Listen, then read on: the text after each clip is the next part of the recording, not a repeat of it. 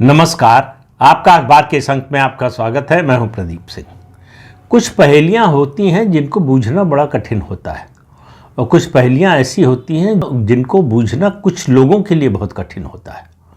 तो भारत के प्रधानमंत्री नरेंद्र मोदी ऐसी ही एक पहेली है जिनको बूझना बहुत से लोग अपने देश में, जो उनके खासतौर से राजनीतिक विरोधी हैं, उनके लिए मुश्किल है।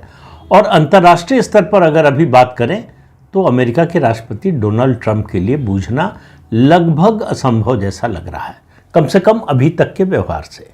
जब से वो दूसरी बार राष्ट्रपति बने हैं तब से वो उनका जो व्यवहार है, जो आचरण है और उनका जो बोलने का तरीका है और जिस तरह की बातें कर रहे हैं, उससे एक बात तो बड़ी स्पष्ट है कि वो नरेंद्र मोदी को अभी समझ नहीं पाए, बूझ नहीं पाए।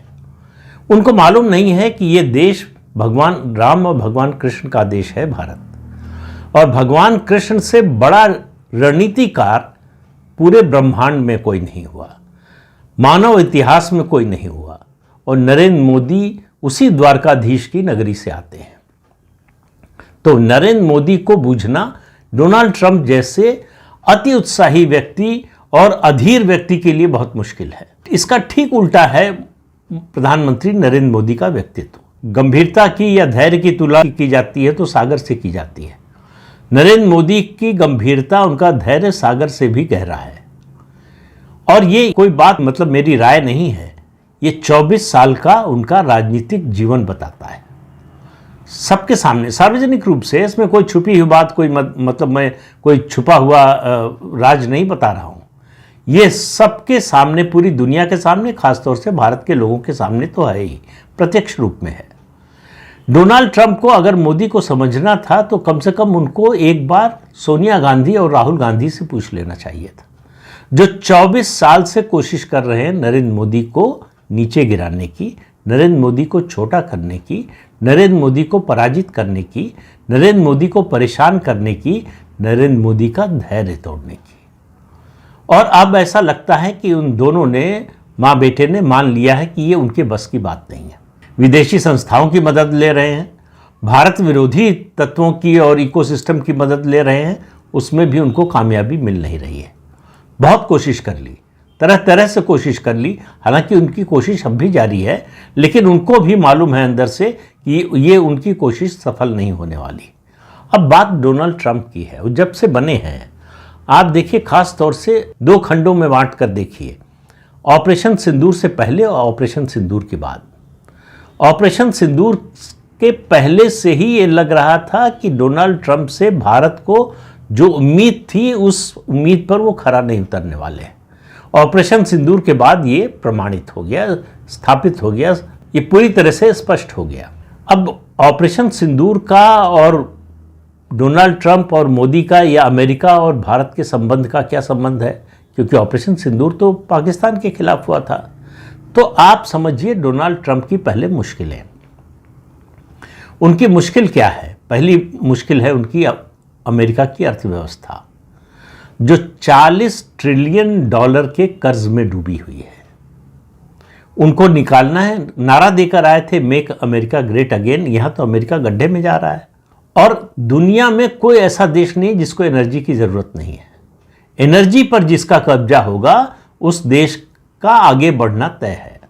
पेट्रो डॉलर के जरिए जो है, लंबे समय से अमेरिका, 50 साल से ज्यादा हो गए, अमेरिका का कब्जा था। अब परिस्थिति बदल रही है। इस समय अमेरिका आज भी दुनिया की सबसे शक्तिशाली सैन्य ताकत है। आर्थिक दृष्टि से भी ताकतवर अभी है, बना हुआ है। यह अलग बात है कि धीरे धीरे उसमें कमी आ रही है। इस समय दुनिया का कोई ऐसा देश नहीं है जो अमेरिका को सीधे चुनौती दे सके, लेकिन अमेरिका 3 तरफ से चुनौती महसूस कर रहा है। लेकिन उससे पहले जरा एनर्जी की बात कर ले। ये जो वेनेजुएला में हुआ, ये निकोलस मादुरो और ये सब बातें जो है, ये नार्को टेररिज्म, ये सब बकवास बातें हैं, इनका कोई मतलब नहीं है। असली मतलब तेल है।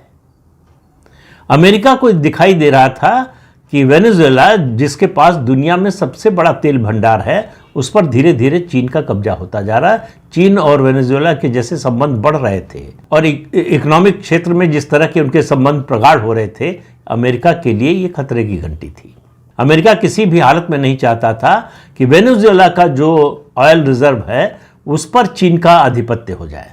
और उसकी वजह है कि अमेरिका के पास एनर्जी का और कोई विकल्प नहीं है, तेल और गैस ही है। चीन के पास है, फिर भी वो वेनेजुएला का जो तेल भंडार है उस पर अपना प्रभुत्व चाहता था। चीन के पास क्या है? उसके पास सोलर एनर्जी है और विंड एनर्जी है, जो दुनिया में सबसे ज़्यादा है। अमेरिका को ये बात अच्छी तरह से मालूम है कि चीन सिर्फ तेल और गैस पर निर्भर नहीं है, उसके पास दूसरे विकल्प हैं, मजबूत विकल्प हैं। तो इसलिए एक चीन की चुनौती है। चीन जो है अमेरिका को सीधे कोई चुनौती नहीं दे रहा है, लेकिन लगातार खतरा बना हुआ है। हर समय डोनाल्ड ट्रंप को अपने कंधे के पीछे जो है मुड़कर देखना पड़ रहा है कि चीन आ तो नहीं रहा, कहां तक आ गया है। तो चीन जो है एक तरह से रेजिस्ट कर रहा है अमेरिका को, खुद बढ़ना चाहता है कि अमेरिका उसका बढ़ना रोक ना पाए और अमेरिका को रोकना चाहता है। और चीन बहुत सटल तरीके से, बहुत चुपचाप तरीके से यह काम करता है और कर रहा था। वेनेजुएला में वो लगभग सफल हो गया था अगर ट्रंप ने 3 जनवरी का ये ऑपरेशन न किया होता। अब चीन के लिए मुश्किल हो गई। तो वेनेजुएला के ऑपरेशन से सबसे ज़्यादा धक्का मैंने पिछले कल वाले वीडियो में कहा था, चीन को लगा है। अमेरिका को लगा कि चीन को रोकने का ये एक तरीका है और सबसे कारगर तरीका है। दूसरा खतरा जो महसूस कर रहे हैं डोनाल्ड ट्रंप और अमेरिका, इतना प्रभुत्व, इतनी ताकत होने के बावजूद रूस को झुका नहीं पा रहे हैं, रूस के सामने टर्म्स डिक्टेट नहीं कर पा रहे। तो इसलिए क्या हुआ, यूक्रेन के मामले में अमेरिका ने एक तरह से रूस के सामने सरेंडर जैसा कर दिया है। रूस की जितनी मांगे हैं सब मानने को तैयार है डोनाल्ड ट्रंप। अघोषित रूप से शर्त इतनी है कि वेनेजुएला के मामले में रूस ज़्यादा कुछ नहीं बोलेगा और यूक्रेन के मामले में अमेरिका नहीं बोलेगा, ट्रंप नहीं बोलेंगे। तो आप मानकर चलिए कि देर सवेर यूक्रेन रूस के पास जाने वाला है। ये जो मोनरो डॉक्ट्रिन की बात को रिवाइव करने की बात ट्रंप कर रहे हैं, बल्कि कर क्या रहे हैं, मतलब शुरू ही कर दिया है कि हमारे बैकयार्ड में जो है कोई हमारा कॉम्पिटिटर न रहे। वही बात रूस कह रहा है कि हमारे बैकयार्ड में, बैकयार्ड क्या, एक समय तो यूक्रेन सोवियत संघ का ही हिस्सा था, कोई क्यों रहे। तो अब यूक्रेन के मुद्दे पर रूस का विरोध करना अमेरिका और ट्रंप के लिए कठिन होता जा रहा है और वो विरोध करते हुए दिखाई भी नहीं दे रहे। तीसरा खतरा, बात मैंने प्रधानमंत्री नरेंद्र मोदी से शुरू की थी। डोनाल्ड ट्रंप ये जरूर रो रहे हैं, बार बार देखिए 2-3 चीजें उन्होंने ऑपरेशन सिंदूर के बाद से शुरू की। झूठ बोलना और लगातार झूठ बोलना और बार बार झूठ बोलना कि मैंने भारत और पाकिस्तान के बीच युद्ध विराम कराया। अब उन्हीं की सरकार के डॉक्यूमेंट्स बता रहे हैं कि किस तरह से पाकिस्तान गिड़गिड़ा रहा था, किस तरह से पाकिस्तान परेशान था, हैरान था, किस तरह से पाकिस्तान अमेरिका के सामने घुटने टेक कर बैठा था कि किसी तरह से भारत को रोक दीजिए। तो ट्रंप ने झूठ बोलना शुरू किया कि हमने रुकवा दिया। प्रधानमंत्री नरेंद्र मोदी ने एक बार नहीं, कई बार संसद में कहा, संसद के बाहर कहा कि ऑपरेशन सिंदूर जो चल रहा था पाकिस्तान के खिलाफ, तो भारत पाकिस्तान के बीच में युद्ध विराम कराने में किसी तीसरे देश या नेता की कोई भूमिका नहीं है।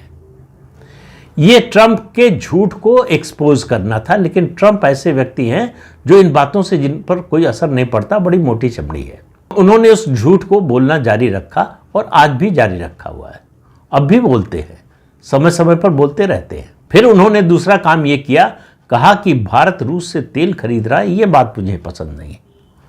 और अभी जो कल का बयान है उनका, उन्होंने मीडिया के लोगों से कहा कि भाई भारत रूस से तेल खरीद रहा था, ये मोदी को पता था कि मुझे पसंद नहीं है, तो मोदी ने मुझे खुश करने के लिए रूस से तेल खरीदना कम कर दिया। भारत पहले दिन से कह रहा है, जब यूक्रेन का युद्ध शुरू हुआ रूस से, तब से भारत ये स्पष्ट रूप से कह रहा है कि हमारी एनर्जी की ज़रूरत है, हमारी इकॉनमी के लिए, देश की अर्थव्यवस्था के लिए, देश की प्रगति के लिए। हमें जहाँ से एनर्जी यानी तेल सस्ता मिलेगा वहाँ से खरीदेंगे। रूस से हम यूक्रेन युद्ध के पहले मुश्किल से 2% तेल खरीदते थे, लेकिन यूक्रेन युद्ध के बाद रूस से तेल सस्ता मिलने लगा, हम रूस से खरीदने लगे। हमारी बास्केट में कम से कम 25-30 देश हैं जिनसे हम तेल खरीदते हैं, अकेला रूस नहीं है। हम अमेरिका से भी तेल खरीदते हैं। हमको जहां सस्ता मिलेगा, हमें इकोनॉमिकली जहां जो भी वायबल लगेगा, जहां से भी वहां से खरीदेंगे। ये सही है कि अमेरिका ने जो रूस की 2 बड़ी तेल कंपनियों पर सैंक्शन लगाए हैं, उसके बाद भारत ने तेल खरीदना कम कर दिया है रूस से। लेकिन ये कोई डोनाल्ड ट्रंप को खुश करने के लिए नहीं किया है। तो डोनाल्ड ट्रंप को ये गलतफहमी है कि मोदी उनको खुश करने के लिए कुछ कर रहे हैं। मोदी जो भी करते हैं केवल भारत के लोगों को खुश करने के लिए करते हैं। ये बात डोनाल्ड ट्रंप की समझ में न आ रही है, न कभी आएगी, क्योंकि डोनाल्ड ट्रंप जो है व्यवसायी हैं, सौदेबाज हैं। वो सौदे भाषा समझते हैं, उसके अलावा और कुछ नहीं समझते। उनके यहाँ इमोशंस का कोई मतलब नहीं है। मोदी के लिए इमोशंस बहुत महत्व रखते हैं। तो इसलिए जो है मोदी नाम की पहेली को कभी बूझ नहीं सकते। तीसरा, अब उन्होंने एक नया दांव चला है कि भारत जो है बहुत परेशान है। भारत बार बार कह रहा है, मतलब उन्होंने यहां तक कहा कि मोदी ने कहा कि क्या मैं आपसे मिल सकता हूं। अब मतलब ये अकल्पनीय बात है। मोदी ये बात किसी से भी कह सकते हैं, ये बात कल्पना के बाहर है। अब भारत का रुख देखिए, भारत के विदेश मंत्रालय ने उनके इस बयान को टिप्पणी लायक भी नहीं समझा, इग्नोर कर दिया कि बोलते हैं, बोलते रहने दीजिए। ये सब मोदी के धैर्य की परीक्षा ले रहा। असल में डोनाल्ड ट्रंप उकसा रहे हैं मोदी को कि वो कुछ बोले, रिएक्ट करें, और उस रिएक्शन में कोई ऐसा एक्शन ले जिसके कारण भारत मुश्किल में फंसे। कैसे? भारत की चुनौती को वो समझ रहे हैं। भारत की चुनौती क्या है? भारत अपने स्ट्रेटजिक अफेयर्स के मामले में ऑटोनॉमस हो गया। अपनी स्ट्रेटजिक ऑटोनॉमी से कोई समझौता करने को तैयार नहीं है। डोनाल्ड ट्रंप को यह बात बिल्कुल पसंद नहीं आ रही है। सारी नाराजगी की जड़ यह है, रूस से तेल खरीदना नहीं। रूस से तेल खरीदने का सुझाव अमेरिका ने ही दिया था। इसलिए नहीं कि भारत का फायदा होगा, इसलिए कि दुनिया में तेल के दाम न बढ़ने पाए। तो भारत ने रूस से तेल खरीदकर अपना फायदा नहीं किया, पूरी दुनिया का फायदा किया। खासतौर से यूरोप का फायदा किया, अमेरिका का। तेल के दाम बढ़ने का मतलब है महंगाई बढ़ना। और डोनाल्ड ट्रंप आज कुछ भी अफोर्ड कर सकते हो, अमेरिका में महंगाई बढ़ना अफोर्ड नहीं कर सकते। तेल के दाम अगर आज बढ़ जाएं तो अमेरिका में महंगाई का हाल वो होगा कि डोनाल्ड ट्रंप के लिए सत्ता में बने रहना मुश्किल हो जाएगा। तो चीन प्रतिरोध कर रहा है और रूस लगातार अमेरिका की, डोनाल्ड ट्रंप की नाफरमानी कर रहा है। चुनाव से पहले वो कह रहे थे 24 घंटे में रूस यूक्रेन युद्ध रुकवा देंगे। अभी तक उसका कोई स्पष्ट खाका नजर नहीं आ रहा कि युद्ध रुक जाएगा। इसके बावजूद कि डोनाल्ड ट्रंप रूस की सब बातें मानने को तैयार हो गए। तो अमेरिका रूस के सामने, या इससे पहले सोवियत संघ के सामने भी, जब रूस से बहुत ताकतवर था सोवियत संघ, तब भी इस तरह से कभी झुका नहीं जिस तरह से इस समय झुका है। और भारत की स्ट्रेटेजिक ऑटोनॉमी तो ये अमेरिका को पची नहीं रही है। उसे लग रहा है कि भारत बार बार उसे मात देता है। मैंने पहले भी कहा था, फिर कह रहा हूं, 71 का युद्ध भारत पाकिस्तान का अमेरिका भूला नहीं है। अमेरिका पूरी तरह से पाकिस्तान के साथ खड़ा था, इसके बावजूद भारत जीत गया। अमेरिका पाकिस्तान को हारने से बचा नहीं पाया, उस हार से नहीं बचा सका। उसके बाद से भी अमेरिका भारत को परमाणु शक्ति बनने से रोक नहीं पाया। कोशिश की, नरसिम्हा राव के समय तो रुकवा ही दिया था, सारी तैयारी हो गई थी। कारगिल युद्ध के समय भी बिल क्लिंटन ने बड़ी कोशिश की कि अटल जी आए, और नवाज शरीफ को भी उन्होंने बुला लिया था कि दोनों को आमने सामने बिठाकर बात करें, यानी मध्यस्थता करें। अटल जी ने साफ मना कर दिया, कहा जितने दिन भी युद्ध चले मैं नहीं आने वाला, और उस समय नहीं गए। कम से कम बिल क्लिंटन ने झूठ नहीं बोला कि वाजपेयी जी कारगिल का युद्ध रुकवाने के लिए हमसे जो है मदद मांग रहे थे, हमारी सहायता मांग रहे थे, हमने मध्यस्थता की इसलिए कारगिल का युद्ध रुका। डोनाल्ड ट्रंप ये कर रहे हैं ऑपरेशन सिंदूर को लेकर, और उनको मालूम है कि वो झूठ बोल रहे हैं। और प्रधानमंत्री बार बार स्पष्ट कर रहे हैं कि डोनाल्ड ट्रंप की उसमें कोई भूमिका नहीं थी, दूर दूर तक कोई भूमिका नहीं थी। तो डोनाल्ड ट्रंप ये बार बार झूठ क्यों बोल रहे हैं, आप समझिए। वो भारत को, प्रधानमंत्री नरेंद्र मोदी को जिस रास्ते पर वो चल रहे हैं उससे डिगाना चाहते हैं। वो जो है उनका संतुलन बिगाड़ना चाहते हैं कि असंतुलित हो जाए भारत, असंतुलित हो जाए प्रधानमंत्री नरेंद्र मोदी, धैर्य खो दें और कोई ऐसा कदम उठा लें जो भारत के लिए आत्मघाती साबित हो। तो इसीलिए कह रहा हूं कि मोदी ऐसी पहेली है जो डोनाल्ड ट्रंप के लिए अबूझ है। वो कभी मोदी को नहीं समझ पाएंगे, इसलिए उनकी ये सारी कोशिशें आप देखते रहिए बेकार होने वाली हैं। उनकी इन कोशिशों से मोदी झुक जाएंगे। पहले तो उनको ये इसी बात पर विश्वास नहीं हो रहा है कि पूरी दुनिया झुक गई हमारे सामने टैरिफ के नाम पर। हमने सबसे ज़्यादा टैरिफ जो है ब्राज़ील और भारत पर लगाया, भारत पर 50% टैरिफ लगा दिया, जिसमें 25% पिनल टैरिफ है। इसके बावजूद भारत झुका नहीं है, आया नहीं कि हम आपकी सब शर्त मान लेते हैं, टैरिफ हटा दीजिए। अब देखिए किस तरह का खेल खेल रहा है अमेरिका, साइकोलॉजिकल वॉरफेयर करने की कोशिश कर रहा है। ट्रंप ने जब वो फ्लोरिडा से वॉशिंगटन आ रहे थे तो अपने एयरफोर्स का जो उनका एयरक्राफ्ट है उसमें उनके साथ रिपब्लिकन सेनेटर लिंडसे ग्राहम भी खड़े थे। वो सीनेट की बजट कमेटी के चेयरमैन हैं। उन्होंने कहा मैं पिछले दिनों जो है अमेरिका में भारत के राजदूत विनय क्वात्रा से मिला था और उन्होंने कहा कि देखिए हमने रूस से तेल खरीदना कम कर दिया है, अब राष्ट्रपति से कहिए कि जो है ये 50% टैरिफ जो है वो घटा दें, कम कर दें। फिर उन्होंने कहा कि मैं विनय क्वात्रा के घर गया था, वहाँ जितने लोग थे सब कह रहे थे कि सिफारिश कीजिए ट्रंप से कि हमने रूस से तेल खरीदना कम कर दिया है तो अब टैरिफ घटा दें। अब ये बचकाना बातें हैं। इंटरनेशनल डिप्लोमेसी में इस तरह की बात नहीं होती जो ट्रंप के समय हो रही है। अमेरिका दुनिया का सबसे ताकतवर देश है। जब वो इस तरह की भाषा बोलता है, जब वो इस तरह की बात करता है तो इससे उसकी कमजोरी झलकती है। तो धैर्य मोदी का नहीं टूट रहा है, डोनाल्ड ट्रंप का टूट रहा है। उनको समझ में नहीं आ रहा है कि ऐसा क्या बोल दें, ऐसा क्या कह दें, ऐसा और क्या कर दें कि मोदी हमारे सामने आए और हाथ जोड़कर खड़े हो जाएं। भारत और नरेंद्र मोदी ऐसा कभी नहीं करने वाले हैं। ये बात अगर ट्रंप समझ जाएंगे तो उनके लिए अच्छा होगा, नहीं तो बार बार इसी तरह से अपमानित होते रहेंगे। ट्रंप को समझ में नहीं आ रहा है कि वो जो बोल रहे हैं उसका ठीक उल्टा हो रहा है। उन्होंने भारत को डेड इकॉनमी कहा। कुछ ही महीने में भारत दुनिया की चौथे नंबर की इकॉनमी बन गया है, जापान को पीछे छोड़कर। और 2026 में इसी साल, ये साल बीतते बीतते दुनिया की तीसरे नंबर की इकॉनमी बन जाएगा।